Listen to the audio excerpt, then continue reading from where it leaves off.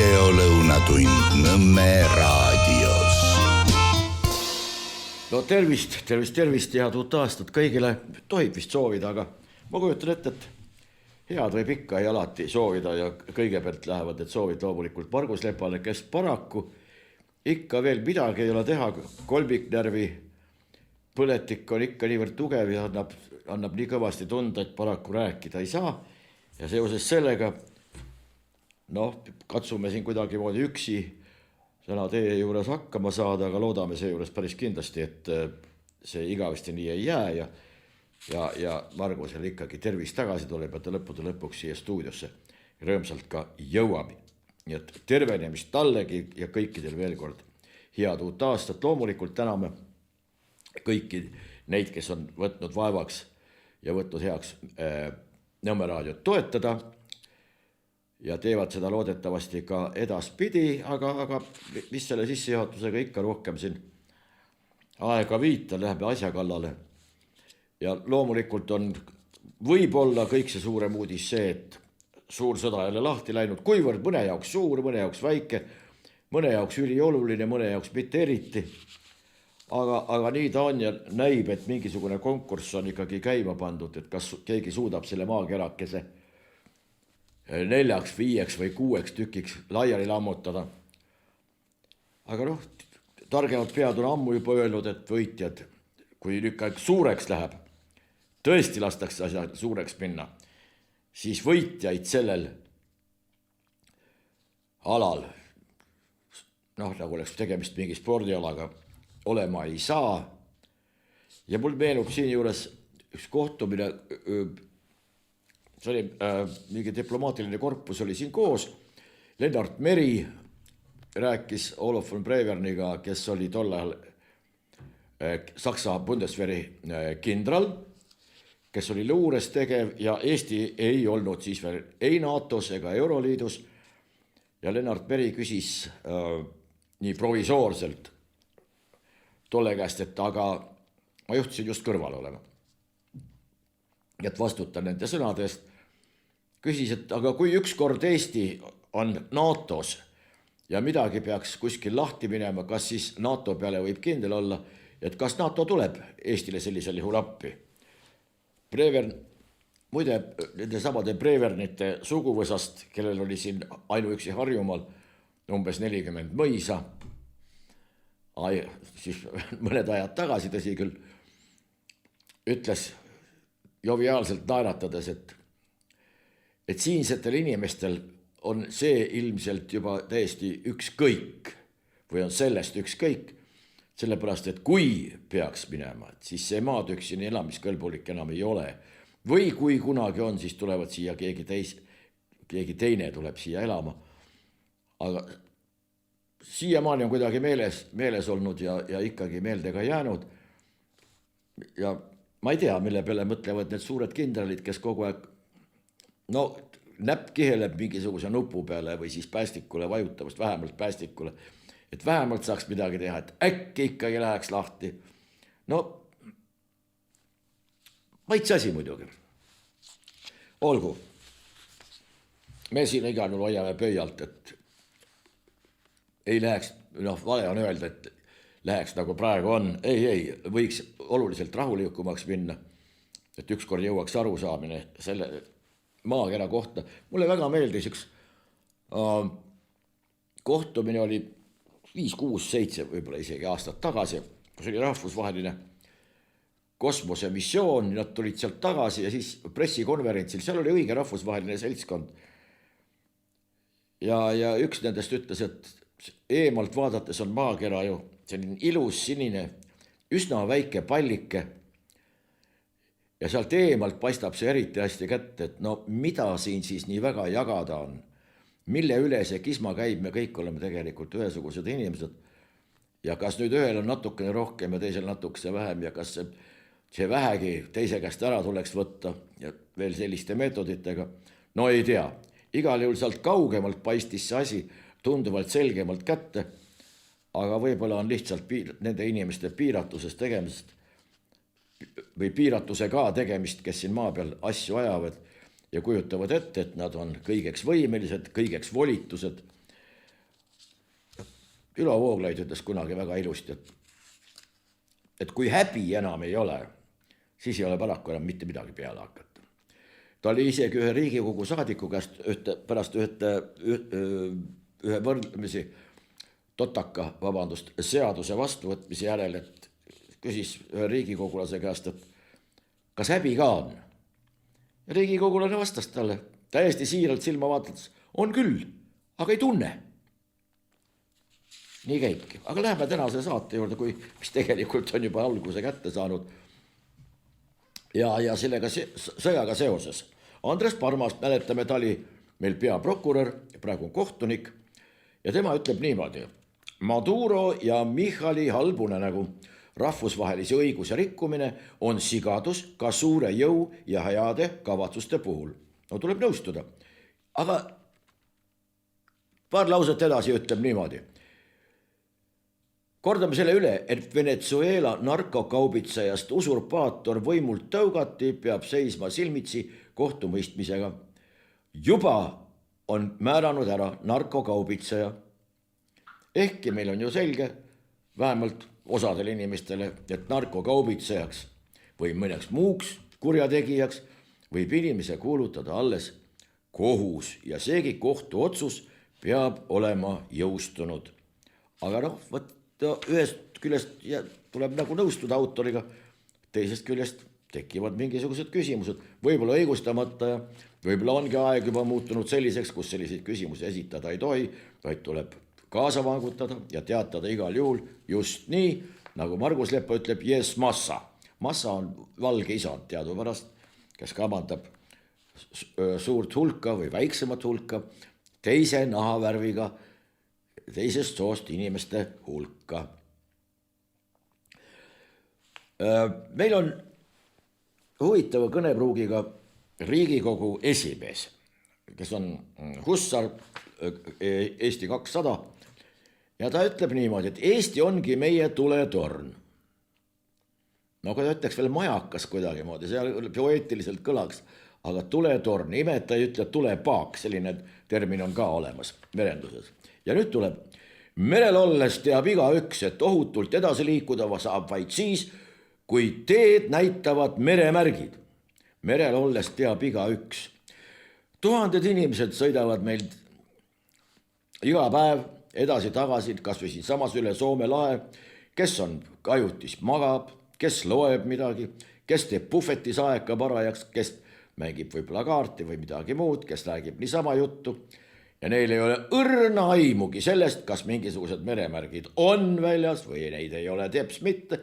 Nad usaldavad lihtsalt seda kaptenit, kes parasjagu sillas on, sõna otseses mõttes sillas, kapteni sildi on ju üleval. Ja või siis on tüür parajasti valves. Ja nii sõidetaksegi, et asi käib usalduse kaudu ja teine asi on see muidugi, et keset merd, või võtame mõne suurema mere seal, meremärke kui selliseid ammu enam ei ole. Kõik on navigatsioon käib juba, sekstanti ka ei kasutata enam, aga nüüd on hoopis Sputnikud, suuremad ja väiksemad, kes meile kõik võimalike riistapuude, kepsude ja muude järgi teed juhatavad. Nii et poeetiline jutt, aga tegelikult sisult täiesti vale. Ja jätkab. Ja mida keerulisemad on olud, seda olulisemaks muutub majaka valgusvihk. Mida keerulisemad olud, seda olulisemaks majaka valgusviht. Enne oli siin tuletorn, nüüd on valgusvihist juba juttu. Me seisame kindlalt, Eesti julgeolek on tugev, no mida sa siis muretsed? Meie kaitsekulutused on alanud aasta ajaloo suurimad ja liiklaste kohalolek siin Eestis annab kindluse, et me ei ole iial enam üksi. See tähendab, et mida suurem on kaitsekulutus, seda suurem on kindlus.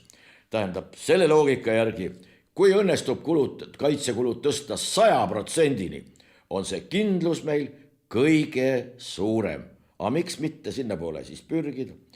Meil on olnud stabiilsed valitsused ja see stabiilsus on nagu kindel kiil laeval. Meil on olnud stabiilsed valitsused. Mõtleme vaid selle peale, kuivõrd stabiilsed on meil need valitsused olnud. Kas mõni valitsus siiamaani on püsinud kellast kellani valitsusajani? No, väga kahtlane küll. Kas keegi julgeb öelda, kui palju meil ministreid selle 30 aasta jooksul on olnud? See number, või vabandust, arv, number on 1–9. See arv on hirm, vaid ma ei tea, kas kellegi tekib hirmu või midagi. See on aukartust äratav arv, aga nii on. Ja kust need stabiilsus võetakse, ei tea. Ja nüüd jätkab. Stabiilsus on nagu kindel kiil laeval, mis aitab seilata ka läbi ohtlike vete. Kiil on all, kiil jahil. Praegustel laevadel kiilu enam all ei ole. Kallid sõber, tuleb täpsustada. Kui juba võtta see mereterminoloogia ette, siis täpsustame ära, mis ja kus on. Kus on starboard, kus on tüürboard, kus on ahter ja kus vöör. Uuel aastal jätkub täie hooga Rail Balticu ehitus. See on projekt, mis ühendab meid Euroopa raudteevõrguga. Me oleme Euroopa raudteevõrguga olnud ühenduses ammust aega. Aasta, kaugelt üle 100 aasta. Kuid mille tähendus on palju sügavam. Nii, see projekt ankurdab meid kindlalt sinna, kuhu me kuulume. No jälle mereterminoloogia, see ankurdab. Tegelikult ankrud on olemas ka ehituses. Võime ankru maha panna, nii. Ja aitab lõplikult lahti lõigata meid Vene impeeriumi varjudest. Mismoodi see nüüd see Rail Balticu projekt? Võib-olla need varjud ongi siiamaani püsinud tänu sellele, et see ehitus on kestnud 19 aastat, rööpaid maas ei ole, kulutatud on nüüd, ma ei teaks, raisatud või kulutatud, kumb see termin õigem võiks olla, on miljardeid ja miljardeid, mitmed inimesed on selle lõkkekese ääres oma käsi soendanud ja endale tulevikud päris kindlalt mitmeks põlveks ette juba kindlustanud. Ja tähelepanuks veel siin, Vene impeeriumi ajal 1870 ehitas Ritterschaft ehk Rüütelkond 411 kilomeetrit raudteed, Balti raudtee, Peterburist Paldiskini valmis 13 kuuga. Sinna raudtee hulka kuulus 46 silda, 25 raudteejaama ja palju muudki veel. Ei olnud ei mobiiltelefone, ei olnud hussaritki veel ette nähtud, ei olnud paljusid asju, ei ekskavaatoreid, internetti ega mobiiltelefone. Tehti kogu asi 411 kilomeetrit 13 kuuga. Nüüd kisa kui palju, meil on isegi Riigikogu esimees, aga olgu peale. Muide vahepeal, kui juba sellest geograafiast juttu tuli, Vladislav Sikorski, Poola välisminister, pidas Poola seimis väga tõsise kõne, mis on rahvusvahelises pressis ära mainitud, aga huvitav on see, et eestlased ei ole, Eesti meedia ei ole seda tähele pannud, kus poolakad lubasid üles ehitada Euroopa kõige tugevama armee ja muuta Balti mere Poola sisemereks. Nii et tähelepanu, Poola on oma ambitsioonid võrdlemisi kõrgele seadnud ja ei mingid siin veel mingi Eesti ja võib-olla veel mingi Soomekene. See tahetakse muuta ei millekski muus kui Poola sisemereks. Vaata, kuidas ta täpselt ütles. Lubas vallutada Balti mere. Ja seda on kinnitanud ka Poola peaminister Donald Tusk, et 2026. aastal alustab ta Balti mere vallutamist. Võtke seda, kuidas tahate. Aga olgu, uusaasta-peod on ilmselt juba peetud. Venelastel see vana uusaasta on veel tulemas, vana kalendri järgi. Siin ei maksa ka ilmselt midagi poliitilist otsida, lihtsalt kalendrid on erinevad ja erinevates maade paikades on ka kalendrid erinevad. Tavaliselt Margus Leppa alati luges ju ette pikalt aialt, mis Gregoriuse kalender ja Julianuse kalender ja siis veel igasuguseid muid kalendrid, kus meil on juba mitme miljones päev ja nii edasi, nii edasi. Ma ei võta seda ülesannet praegu üle. Marguse käest seda enam, et ma sellega hakkama lihtsalt ei saa. Aga olgu, Aimar Ventsel, kes on muide etnoloog, ütleb niimoodi. Nõukogude köök ei kao peolaualt veel nii pea. Nõukogude köök, huvitav, nüüd on mingisugune poliitiline köök ka tekkinud, aga olgu pealegi, mida ta siin silmas peab? No ja siis kartul ning muud köögiviljad ja kogu kupatas segati kokku oma tehtud majoneesiga, mis koosnes Provence oliivõlist, Prantsuse valge veinijäädikast ja sinepist. Siin eksib nüüd päris etnoloog päris kohe niimoodi päris tõsiselt. Kõigepealt, Provence on maakond. Selle järgi hakati nimetama hilisemat toodet provensaali. Ja see tõesti oli üks majoneesi selline variant või majoneesi üks versioon. Aga nüüd, kui ta ütleb, et see koosnes Provence oliivõlist ja tõepoolest Prantsuse valge veini jäädikas, ruukinud olla muide valge veini jäädikas ja sinepist. Siin on ära jäänud üks kõige olulisem ingredient või koostisosa, milleks on munakollane. See on nüüd üks asi, etnoloog, kui tegemist on, ma ei tea kellegi, ükskõik, aga etnoloog ameti ei tohiks selliste koha pealt eksida ja seda enam, kui ta selle teema kõne alla võtab. Ja ma muide huvi pärast vaatasin, ärge kasutage palun Vikipeediat. Iga üks kirjutab sinna, mida tahab ja korralikes ülikoolides tuletame meelde, on Wikipedia allikana suisa keelatud. Ma isegi julgustaks võib-olla AI-d mitte nii väga usaldama, sellepärast et viimasel ajal on ilmsiks tulnud selliseid asju, et ka see AI kipub olema poliitiline ja teiseks on tal mingisugused oma eelistused ja läheb päris ruttu, muutub veel kõigil lisaks õelaks kuidagimoodi ja siis hakkab välja paiskama kõik võimalikke asju, mida ta ise käigu pealt välja mõtleb ja see on üsna ohtlik. Ma eelistaksin selliseid pigem raamatukogu foliante, mis on kuidagi tunduvad vähemalt kindlamad allikad tõe jalule seadmiseks. Ja ma kirjutasin paar märget selle kohta välja ka, selle samase majoneesi kohta. Saltõkov-Štšedrin muide on selle kohta kirjutanud üpris pikalt ja mille pärast Saltõkov-Štšedrin, keegi ütleb siin nüüd jälle mingisuguseid vene autoreid üldse hakata siia segama. Tuletame meelde, et me elasime üsna pikka aega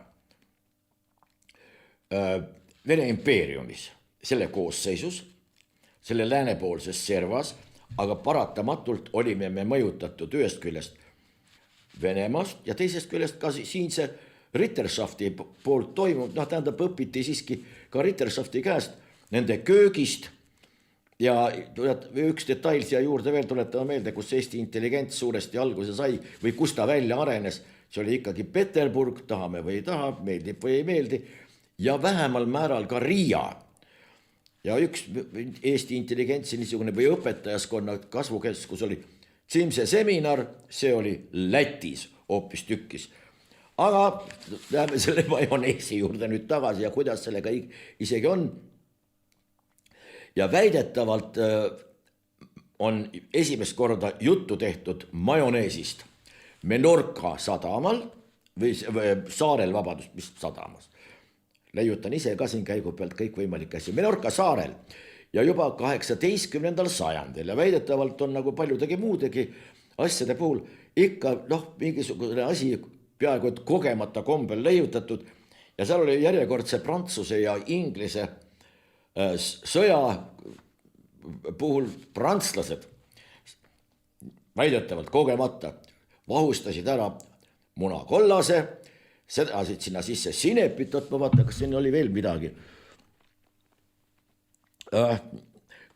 Midagi head süüa ei olnud ja siis, ja kõik võimalikke maitseaineid sinna juurde ja hakati sinna selle sisse, selle saadud nii-öelda sousti sisse kastma leiba. ja leib tundus siis magusam, leib tundus siis maitsvam, leib tundus, et annab rohkem energiat ja täidab ka rohkem kõhtu ja uus maitse. Väidetavalt on see siis majoneesi alguseks saanud. Ja muide oli ka niisugune asi, et vahepeal muutus majonees isegi omaette toiduaineks. Näiteks oli tuntud kalamajonees. No mis me teame, punamajoneesiga oli meil sööklaaegadest ju tuttav, aga kalamajonees, see tähendas seda roog, et Provençal ehk siis see Provence'ist pärit majonees oli kalale peale pandud, kõige erinevamatele kaladele. Ja siis see oli, nagu, ma ei tea, nagu praegu pannakse eringale tihtipeale ikka veel vana kombe kohaselt hapukoor peale ja siis sinna veel kas rohelise sibulalõigud igast ilus läheb välja tavaliselt. Ja varem oli veel vaagen ka selline, kus oli kalapilt oli all. Ja tehti ja lisaks oli veel mingisugune võimalus, kus segati sinna hulka ka praeguses mõttes süldikallerdist, mida keedeti erinevatest kontidest kokku ja vastavalt selle, kelle kontidesse siis kokku oli keedatud. Ma ei läinud nii süvitsi, sellepärast, et paljud lantsknapp oli selle aine nime, mulle ei meelde, lantsknapp oli siis see kallerdise moodi asi, mis pandi külma ja sedagi segati siis selle Provençali või majoneesi sisse. Lõppkokkuvõttes saadi igavesti maitsev asi, mis on ajaloos muidugi muutunud. Ja nüüd kirjeldab siis, Ventsel kirjutab ka sellest, et kuidas on nõukogude köök ja siis on tekkinud omaaegne olivier ja kuidas olivier salat, kuidas see olivier oleks praeguse aja salateid vaadanud, mis on omandanud sellise nõukoguliku, mingisuguse ilme. Siin nõukogulikkusega ei ole mitte mingisugust pistmist, tegelikult mingisuguse poliitilise korraga. Alati on tehtud süüa sellest, mida parasjagu kätte on saada, mis tundub maitsvam olevat ja mis nagu pidulauale rohkem sobib. Kartulisalat sisuliselt on ka kartulisalat ja midagi taolist, mis on igal pool erineb, mis on kokku pandud igasugustest nendest asjadest, mis on järgi jäänud ja tihtipeale kartulisalatis ennast ei olegi. Praegugi mitmetes kartulisalatites, mida poekettidest võib saada, mõnes poes on, julgen öelda, et Pihlaka kondiitris on täiesti söödav kartulisalat ja seal on ka mitmesuguseid erinevaid variante. Ühes on, kus on liha sees ja teises ei ole. Mõned panid keeduvorsti, mõned kategooriliselt keeldusid, panid hoopiski hautatud liha sinna sisse, osad panid ka õunu, osad panid ka igasuguseid asju on sinna pandud. Restoranides oli alati, peaaegu alati saada kanasalat näiteks, seal oli see samane kartulisalat, aga kanalõigud olid peal ja jällegi oli majonees ja kõik võimalikud niisugused asjad. Tähendab, need asjad on muutunud ja poliitiline mingisugune lähenemine ei ole nendesse asjadesse kuidagi moodi jälge jätnud, kuivõrd ainult see, et kas mõningaid toiduaineid on kättesaadavad olnud või neid ei ole kuskilt midagi saadud. Aga peolaudadele leiti ikka. Nii et sellised asjad on olemas kogu aeg ja nüüd klassikaline, kirjutasin välja, klassikaline sinepi retsept Prantsusmaalt. See on vana ja see on esimene väidetavalt, mis on kuskil kokaraamatutes kirja pandud. Äkki huvitab. Õli rafineeritud 65,9%. Vaadake, kui täpselt on see pandud. 65,9%. Nii, siis munakollane 5%, suhkur 1,5%, sool 1,3%, sinep 0,75%, kui piimapulber siis 1,6%. Panete tähele, et juba siis räägitakse piimapulbrist midagi. Et ei ole see sugugi mingisugune päris uus asi. Siis söögisooda 0,05%, äädikape 1,2% ja vesi ka veel 22,7%. Vaadake, kui täpselt on see kõik kuidagi moodi välja arvestatud ja see ei pretendeeri kindlasti mingisugusele absoluudile, et iga perenaine lisab siia, mida ta tahab ja mida ta parasjagu kappist kätte saab. ja asendab selle, mida ta unustas poest toomata või laps unustas toomata või keegi teine, kes pidi midagi tooma, siis asendatakse see kibekähku millegi teisega. Aga huvitaval kombel, no, aga need, kui me lehest loeme, antud juhul siis Ventsel kirjutab, siis millegi pärast on ikkagi püütud mingi poliitiline varjund asjale külge anda. Nii, ja kuidas ta ütleb edasi? Nii, ja Sinepist. Nii, kõigepealt ta muidugi unustas ära selle muna, kirjutab edasi. Asi on selles, et taoline pidulaud on tüüpiline Nõukogude uusaastalaud. Nõukogude uusaastalaud, julgen kinnitada, olen uusaastat vastu võtnud endise N-liidu erinevates otstes ja need on ka igal pool erinevad. Kesk-Aasias täiesti erinev.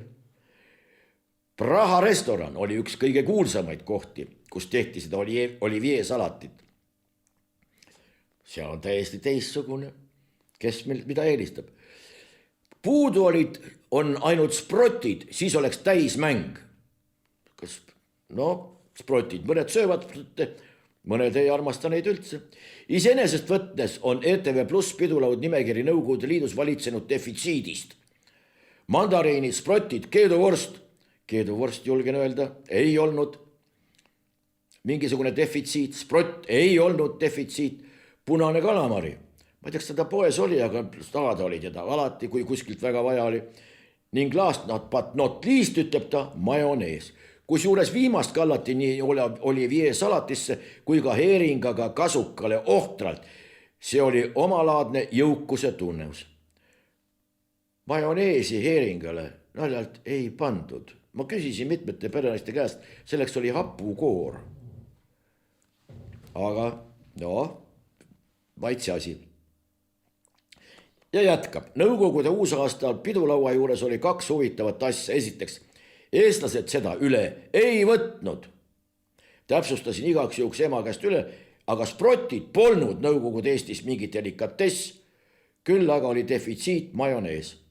Ei tea tõesti, et majonees oleks olnud defitsiit. Majonees tühi purk võisid ära viia pärast 3 kopikat. Maksis hapukoorepurk natuke paksem, viisid selle ära, said juba 10. See oli siis ringmajandus käis juba tol ajal. Teiseks eksisteeris Moskvas Nõukogude ajal suur kutsekool koos vastava instituudiga, kus koolitati välja sööklakokki üle terve Nõukogude Liidu ja töötati välja uusi retsepte.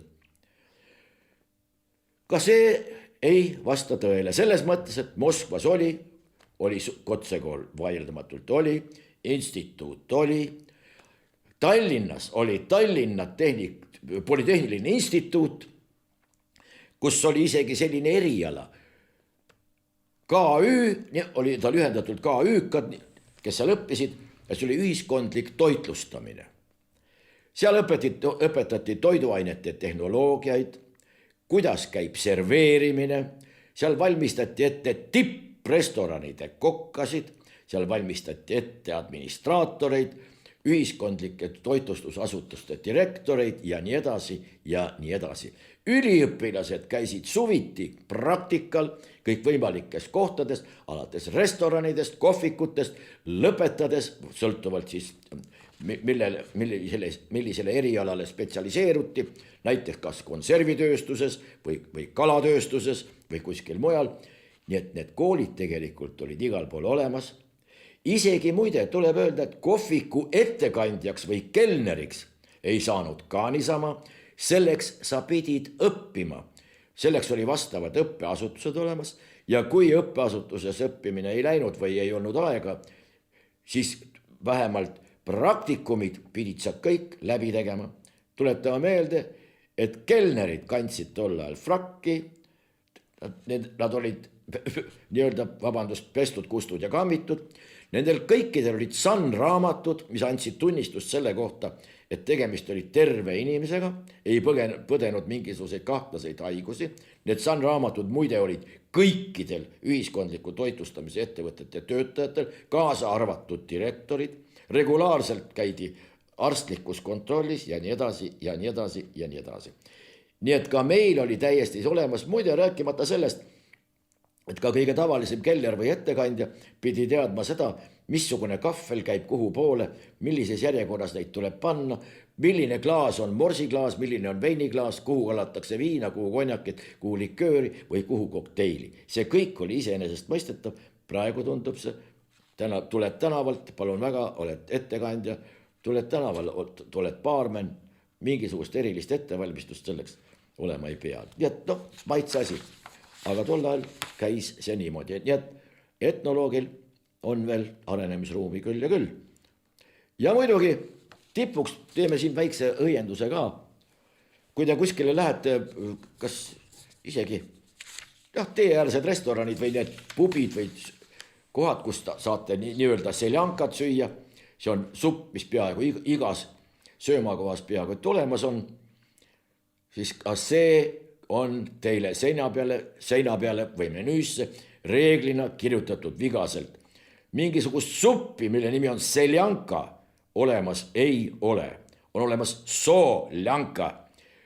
Soljanka viitab sellele, et ka seal see on tehtud erinevatest ainetest, põhiliselt soll on selle alus, ehk siis soolatud, see supp soolase võitu ongi. Klassikaline soljanka näeb ette 6 sorti, erinevat sorti liha, nii et olge lahked. Tipikad, tundsin mitut, kes KÜ-s käisid, õppisid. Nad ütlesid, et see on üks raskemaid suppe üleüldse valmistada. Kõik need ained peavad olema õiges vahekorras, kõik peab olema värske, kõik peab olema hea. Ja seda suppi iga kokk valmis ei keedagi, selleks peab olema tõepoolest proff.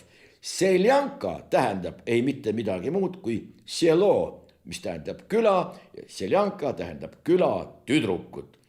Nii et kui tahame täpsed olla, siis supp mõnel teisel hommikul maitseb eriti hea, kui ta nimi on soljanka. Nii palju siis kulinaariast uue aasta vastuvõttudest ja siis majoneesist. Aga läheme nüüd, muide ka siin on keele küsimus, vaadake, kas te kirjutate soljanka või seljanka. Ja kui nüüd päris täpseks minna, siis toome välja väikese asja.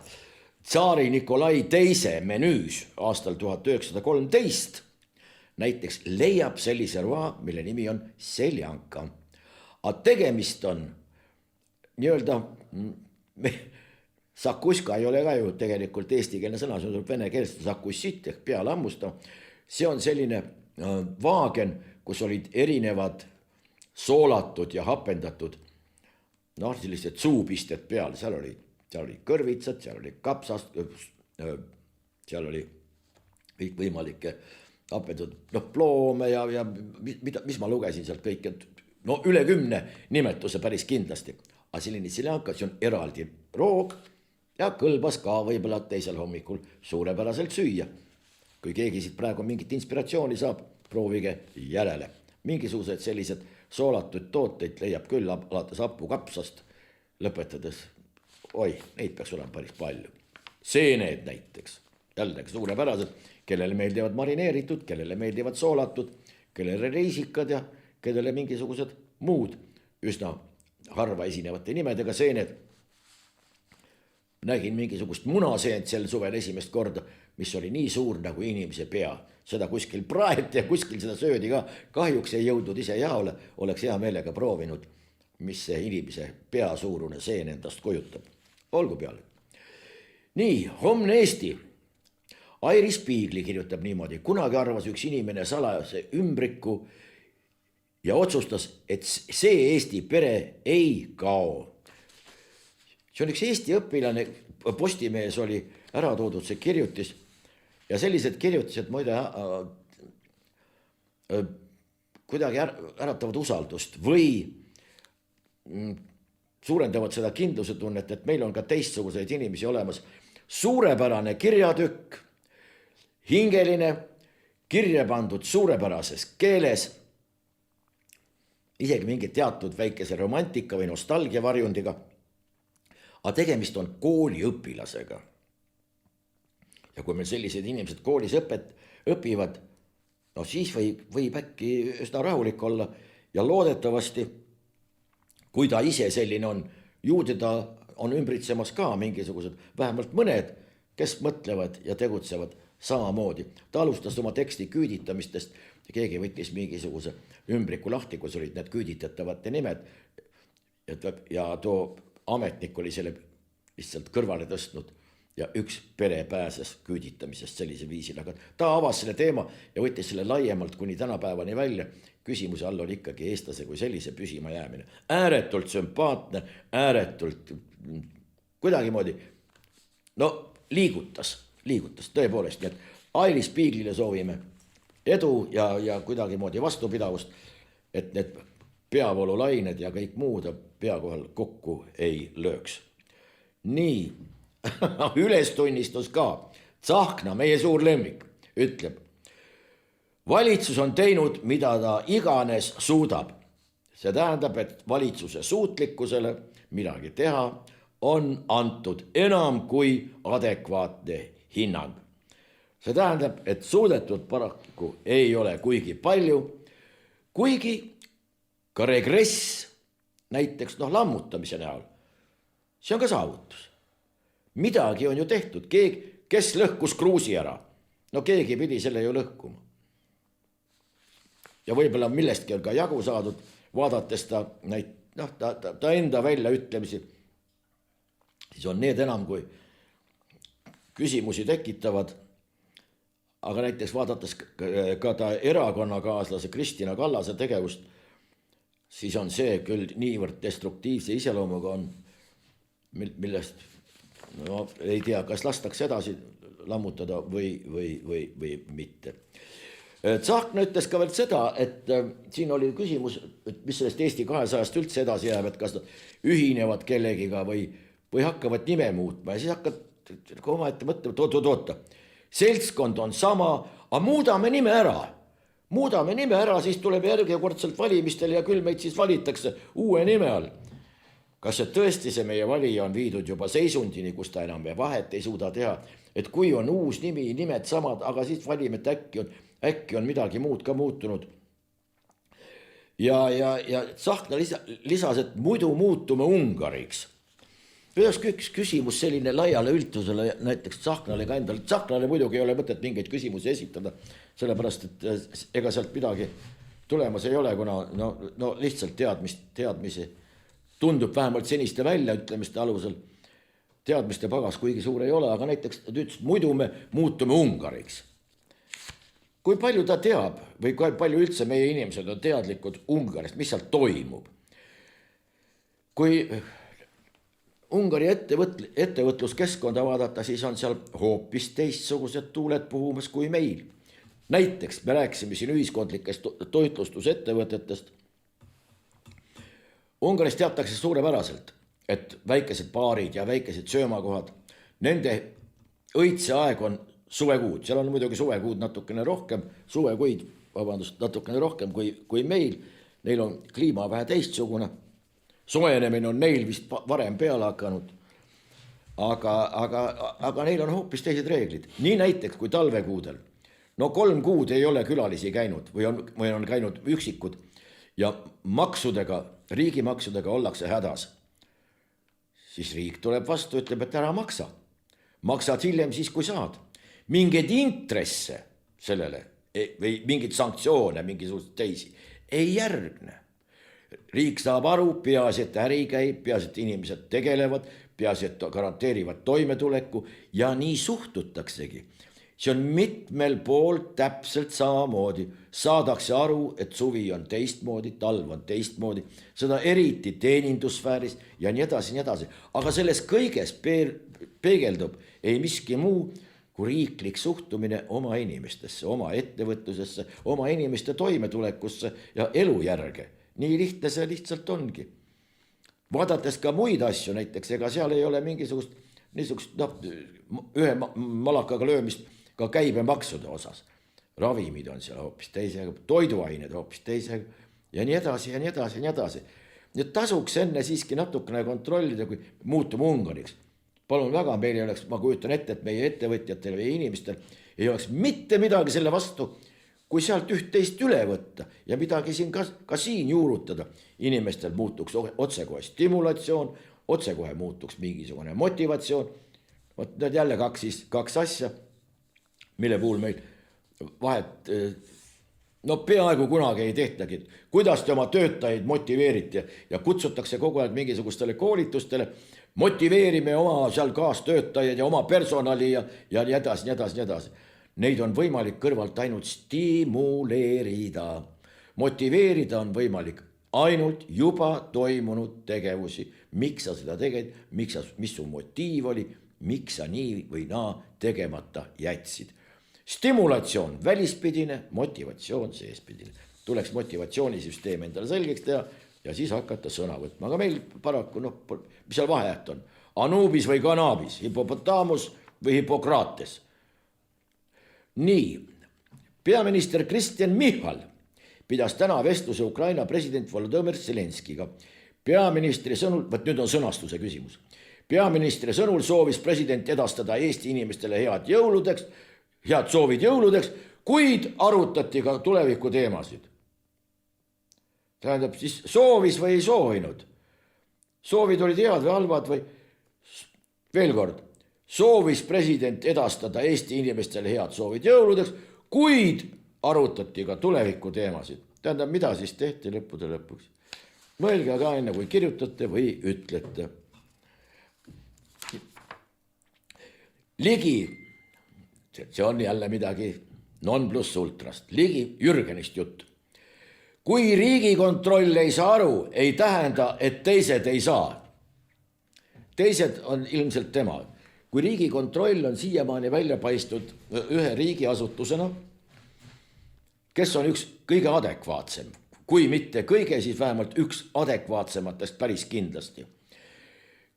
Kui Riigikontrollist tuleb mingisugune aruanne või mingisugune seisukoht, on see reeglina täiesti korrektses keeles, algusest lõpuni loetav, selge sisu ja selge sõnumiga. Erinevalt Jürgen Ligist. Nüüd kui süüdistab Riigikontrolli selles, et ta ei saa aru, siis tasuks kõigepealt endale otsa vaadata. Aga väide iseenesest puht grammatiliselt ja semantiliselt geniaalne. Kui Riigikontroll ei saa aru, ei tähenda, et teised ei saa. Vot nii. Sõerd ütleb siia takka järgi. Riigikontrolli hinnang näitab tegevuspõhise eelarve läbikukkumist. Nii lihtne see ongi. Tegevuspõhine ei saa olla ükski eelarve. See peab olema kulupõhine. Kas te leiate kuskilt mingi tavalise koduperenaise, kes näiteks läheb poodi ja hakkab sealt lihtsalt ostma? Ei, ilmselt on tal teada, missugune on eelarve ja mida ta selle eest osta saab. Või siis, kui ta teab, et praegu eelarve on piisav, on ikkagi pilt selge silme ees sellest, mis on vajalik. Ja kui ta on hea perenaine, siis ta midagi sellist ostma ei hakka, mida tal lähitulevikus vaja ei lähe. Ammugi seda, millest jõud üle ei käi. Mis siin keerulist on? Mitte midagi. Aga seda, et kui Sõerd saab aru ja Riigikontroll saab aru, see ei tähenda, et Ligi saab. Oluline samm. Tesla asutas Eestisse ettevõtte elektriautode. Üks turuliidreid Tesla on teinud kauaoodatud sammu ja registreerinud Eestis oma tütarettevõtte. On teinud kauaoodatud sammu. Ammuks see oli, kui Tesla on niisugune ja niisugune. See Tesla ei kõlba mitte kuskile, müügid on kukkunud. Elon Musk üleüldse, kuna ta on ennast Trumpiga seganud, on üks segane mees, närvihaige ja üldse ja lõpuni. Nüüd järsku asutas ettevõtte ja see on kaua oodatud. Kas mingisugune selgus ka või selgroog või kellelgi kuskil on? Ei tea. Politseipealik Gert Belitšev ütleb, Eestis pole venekeelsete koduvägivallatsejatega tegelevaid spetsialiste. Eestis pole selliseid. Mina saatsin, tähendab, lihtsalt puht kontrollimaks, millel selline väide põhineb. Saatsin vastava järelpärimise. No, kui keegi võib nüüd arvata 3 korda, kas politseiameti juht vastas sellele kirjale või ei vastanud. Hea muide, haldustava näeb ette, et kirjadele, ma praegu tsiteerin, vastatakse kohe. küsimus ei ole ka mitte midagi taolist ju, millele peaks otsima, ei tea, kus vastust, mingite analüüside tulemusi või midagi taolist. Kui keegi ütleb, et ei ole, siis mille põhjal sa ütled? Loomulikult ma vastust ei saanud. Nii. Läheme teadusesse ka natukene. Me oleme tsiteerinud vahel siin Eesti uusimaid teadussaavutusi. Vaatame, et me üle aja ei lähe. Eesti filmitootjad kaasavad publikud alles lõppfaasis. Doktoritöö. Arenguruumi on aga süstemaatilises publiku teadmiste loomises. Katsuge aru saada, ütleb Balti Filmi, Meedia ja Kunstide Instituudi külalisteadur, see tähendab teadlane, Eesti Filmimuuseumi teaduse kuraator Sten Kauber. Muu uurimus näitab, et tootjad mõtlevad publikule küll, aga sageli alles siis, kui film on juba sisuliselt valmis ja kui seda on aeg vaatajateni vahendada, nii tuuakse välja. Oma töös uuriski Kauber muuhulgas, mida vaatajad kodumaiselt filmilt ootavad. Ja nüüd uuriti väga tähelepanelikud, millised on Eesti vaataja ootused Eesti filmile ja teadlane tegi kindlaks, kes oleks võinud seda arvata. Ootused Eesti filmile on väga mitmekesised, kes oleks võinud seda arvata. Vaat nii, aga doktoritöö on kirjutatud ja autor on selle kindlaks teinud. Juhtkiri. Suhtumine uimastitesse peab muutma märksama paindlikumaks.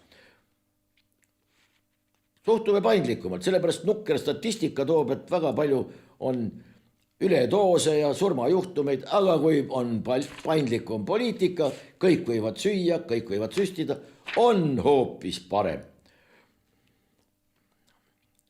Marko Viiding ütleb, kunagine Baltikumi liider Eestis on nüüd viimases vagunis. Marko Viiding on Vindr Baltiku juht ja ütleb niimoodi. Samas on märgiline, et aastaringselt elektrit tootvate tuuleparkide osas on kogu Eesti netovõimsusest ainult 18,8%. Samas kui soojemal ajal töötavatel päikeseparkidel on 32,9%. Soojemal ajal päikesepark. Kas päikesepark töötab sooja või päikesepaiste mõjul? Kui ettevõtte juhataja arvab, et päikesepark töötab sooja mõjul, mitte päikeseenergia mõjul, siis on asi kuidagimoodi kahtlane. Nii, lähme edasi. Riik ei pidanud tuumajaama raha panema, nüüd on aga kaalumisel juba dotatsioon ja riigi osalus. Kui Riigikogu hääletas tuumaenergia arendamise poolt, oli jutt vaid riigi raha eest regulatsioonide väljatöötamisest. Nüüd plaanitakse mahukat toetusskeemi ja jutt käib juba riigi võimalikust osalusest. Eesti Energia valmistub seejuures põlevkivi elektrist loobumiseks. Me oleme siin korduvalt rääkinud, et Eestis on tuumaenergiaga tegelejad, praegu need, kes on mitmete projektide puhul tuntuks saanud eeskätt sadade miljonite tuulde laskmisega. Kindlustades loomulikult oma äraelamise teatud elustandardi ja nii edasi. Jutast alates. Sama seltskond omamata tuumaenergiast mingitki ettekujutust, mingisugustki ettevalmistust, kogemust tegelevad sellega, et riigilt see dotatsioon kätte saada ja see ongi, tundub vähemalt niimoodi, et tundub, said raha kätte ja korras ja rohkem ei olegi vaja. Ja kui see 10 miljonit kätte saada, kulub ära küll ju. Ega ei ole üldse mingit probleemi, pärast öeldakse, et ei olnud üht, teist või kolmandat ja puudu jääb igal juhul. Vene gaasikraanid keeratakse lõplikult kinni, Eesti tarbija võib kergendatult hingata. Ja küll olgu nende kraanidega, kuidas on, aga tekst on iseenesest selle puhttekstiliselt suurepärane. Vene gaasikraanid keeratakse kinni, Eesti tarbija võib hingata rahulikult. Praegu siiamaani hingeldab, ei tea iialgi, kas paneb gaasipliidi põlema või paneb gaasikütte maja kütma või korterit kütma. Kust see gaas on? Võib-olla isegi jätab maja kütmata, sellepärast on oht, et gaasimolekulid on pärit ida poolt ehk Venemaalt. võib-olla jätab supi keetmata, soojendamata tänu sellele, sellepärast et perenaised, siit ju selgub, Eesti tarbija on siiamaani kogu aeg ähkinud ja puhkinud ja kergendatult ohata saab alles siis, kui on teada, et ühtegi Vene gaasi molekuli siin enam ei ole. No sellise pealkirja saab kirjutada muidugi ka inimene, kes tegelikult gaasikaubandust ei tunne ja ei tea, kuidas gaasibörsid toimivad. Sa ei tea iialgi, kelle gaas, kuhu on ja mismoodi see kulgenud on ja kust ta tegelikult pärit on. Aga pealkirjana suurepärane küll, tekstina samamoodi. Juhtkiri, tehisaru ja Hiina droonid võivad olla päriselt ohtlikud, neid tuleb reguleerida ja kiiresti. Tehisaru hakkame reguleerima ja Hiina droone hakkame ka reguleerima. Hiina droon vajab reguleerimist. Huvitav, kas meie spetsialistid lähevad siis juba sinna Hiina tehasesse ja hakkavad neid seal reguleerima või mismoodi asi käib. Muide, hiljaaegu näidati mulle pilte Hiina väikelinnast 13,5 miljonit elanikku, kus näiteks huvitav, inimesed käivad poodides, kohvikutes, elujärg on muide suhteliselt hea ja seal on Huawei pood. Huawei teadupärast ei ole mitte midagi muud kui meie teada, kui telefon või äärmisel juhul ka mingisugune laptop või siis see lauaarvuti või arvuti, sülearvuti.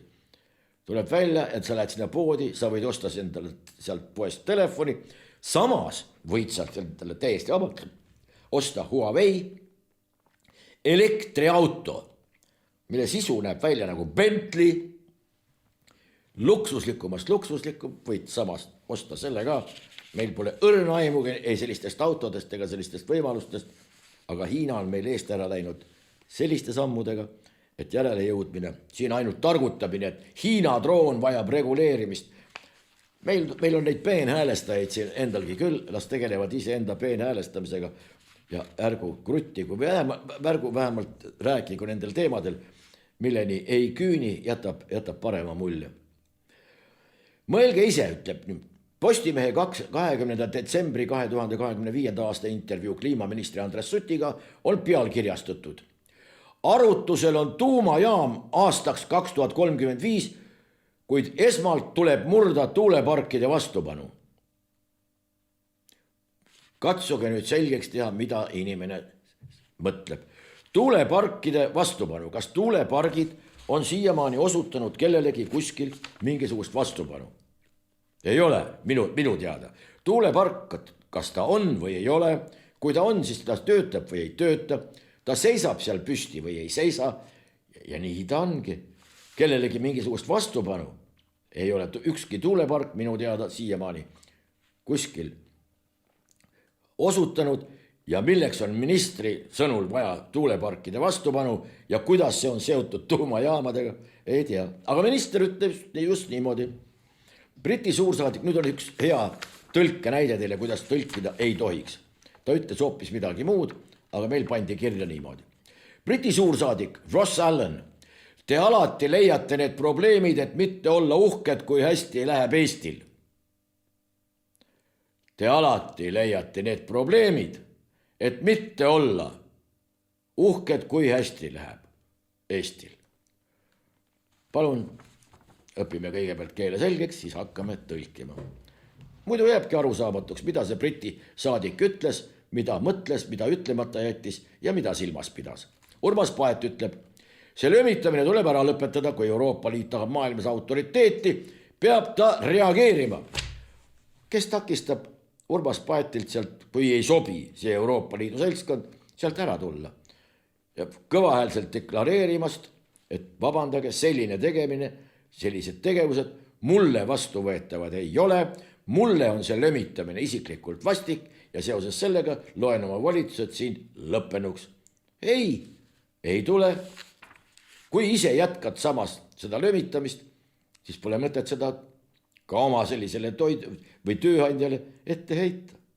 Nii lihtne see ongi. Aga võib-olla saame me siin millestki valesti aru. Politsei- ja piirivalveamet annab teada, et alates 30. detsembrist on keelatud mis tahes moel piiriveekogude jääl viibimine. Ainult piirivee jäävogudel, ükskõik mis viisil. kas siis kõhuli, pikali, jalgsi, kelguga või mis, ja see puudutab ainult piiriveekogusid. Kõik teised, olge lahke, laske käia, kas nii või? Ebaõnnestunud sõnastus igal juhul tundub vähemalt niimoodi. Martin Mölder ütleb, Eesti elanikud vastasid, autot ei näe vajadusena ainult ühes olukorras inimene, kes ei teadvusta tervikpilti. Järjekordselt. Kui otsida lausest üles alus öeldis, siis saame midagi aru. Antud juhul siis, veel kord lause, Eesti elanikud vastasid, autot ei näe vajadusena ainult ühes olukorras inimene, kes ei teadvusta tervikpilti. Nüüd kes? Autot ei näe vajadusena. Inimene ei näe autot vajadusena, kes ei teadvusta tervikpilti. Loogika puudub, ei tea. Ja jääbki arusaamatuks, mida on tahetud sellega öelda. Võib-olla mõte iseenesest suurepärane, aga jääb selgusetuks. Ja tegemist ei ole mitte mingisuguse suvalise, vabandust võlliga, aga tegemist on kellegi poolt tunnustatud politoloogiga. Nii, tulevik on meil selge. Naistearst Andrei Sõõritsa ütleb nii. Tulevikus pole naisel vaja sünnitada, sest loode kasvab inkubaatoris.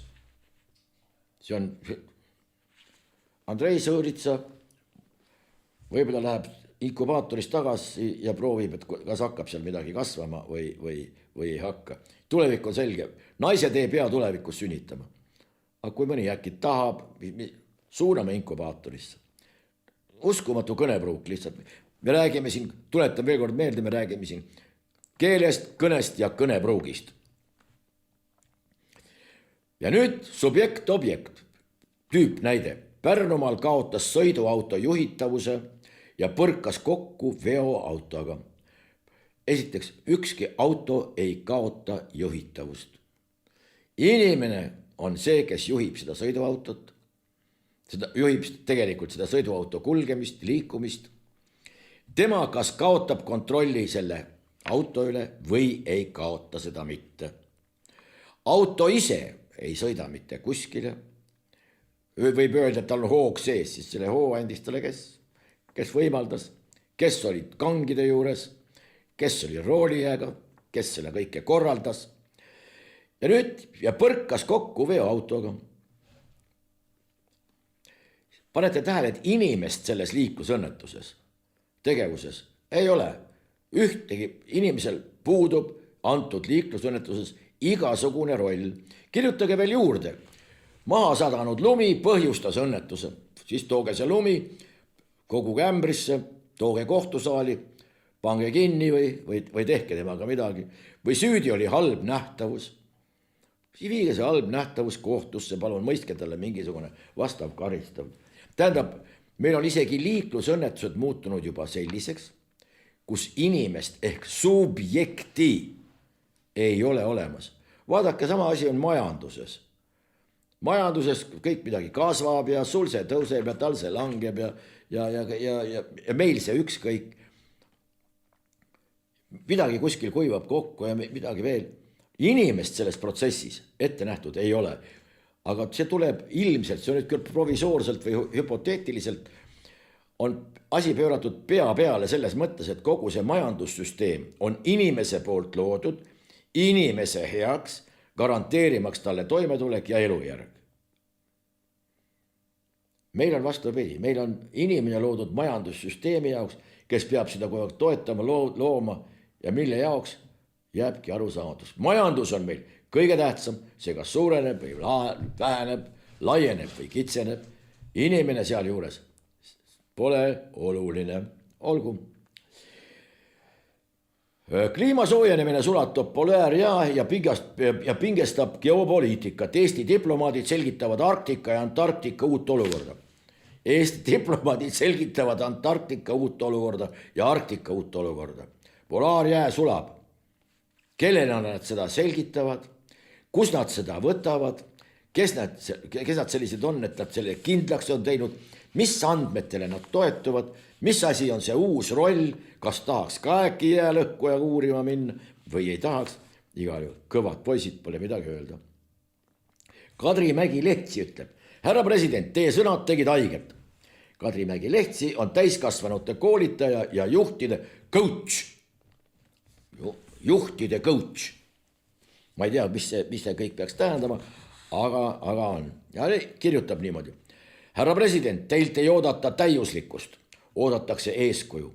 Väga ootaks, et palute vabandust kõigi üksikvanemate ja lastekodus kasvanute eest, kellele teie sõnad läksid hinge ja tegid haiget.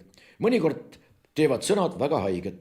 Just nii mõjus vabariigi presidendi hiljutine välja öeldu. Seepärast ikkagi räägin, et lastetuba on väga tähtis. Ma saan aru, et samal ajal on peresid ja lapsi, kellel seda lastetuba ei ole. Nad lihtsalt on lastekodudes või elavad näiteks üksik vana ema juures. Sealt tulebki see erinevus, et me olemegi erinevate arusaamadega ja nii see peabki olema. Aga me olemegi erinevate arusaamadega. Kas ei ole nii siis või? Kellele see liiga tegi? Lastetuba, kas ei ole siis tähtis või? Tegelikult kinderstuba ehk lastetuba tähendab mõiste on natuke laiem, aga olgu sellega, kuidas on. Samal ajal on peresid ja lapsi, kellel seda lastetuba ei ole. Nii ongi väga paljudel seda lastetuba tõepoolest ei ole. Ja sellepärast ei ole vaja küsida, et nad ei tee vahet, mis on hea, mis on halb, mis on õige ja mis on vale. Nad pole seda kodunt lihtsalt kaasa saanud. Nii lihtne see ongi. Nad lihtsalt on lastekodudes või elavad näiteks üksik vanaema juures. Ja ongi väga paljusid selliseid. Ja on kahju, et see niimoodi on. Kusjuures neid vanaemasid ei tasu absoluutselt alahinnata. Nad on tihtipeale suurepärase empaatiavõimaga. Nad on elukogenud ja targad inimesed ja annavad oma parima. Kuid see ei ole päris see, siiski, mida on võimelised lapsele andma vanemad, kui on võimelised. Lastekodu täpselt samamoodi ja sõltub ju lastekodust, sealsest personalist, milliseks suudetakse see keskkond kujuneda, millised on eeldused, mis suudetakse luua kasvuks ja arenguks, hea ja halva vahel vahet tegemiseks ja nii edasi. Selle koha pealt presidendil ei ole antud juhul mitte midagi ette heita. Kui tahetakse siin midagi näha, on võimalik hakata kisama ja karjuma ja tõestama loomulikult, et sa oled eriti ja mis asi see oli, juhtide coach ja täiskasvanute koolitaja. Mis alal te täiskasvanuid koolitate? Väga huvitav oleks teada. Aga ei, on mingisugune üldnimetus koolitaja ja see peaks vabandama välja kõik sinu möödalaskmised, isegi teadmatused, oskamatused ja ebapädevused. Aga olgu, meie aga soovime jätkuvat head uut aastat. Loodame, et Margus Lepa paranevad kõik teised, kes praegu ühe või teise tõvega ka võib-olla võitlemas on või juba tervenemas, sellisel juhul tervenemist. Meie pühasõda läheb loomulikult edasi, aga enne veel suur tänu kõikidele toetajatele, et te olete seda teinud ja Margusele nii palju, et me ootame teda hirmsasti siia tagasi, mis muutub see elu siin natukene lihtsamaks ja kuulaja-vaataja jaoks loomulikult huvitavamaks ka. Senikaua aga meie pühasõda läheb loomulikult edasi.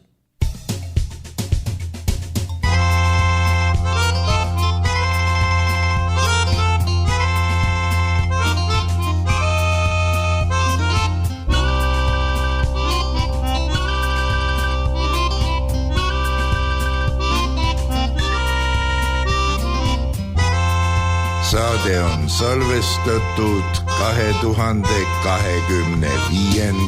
aastal.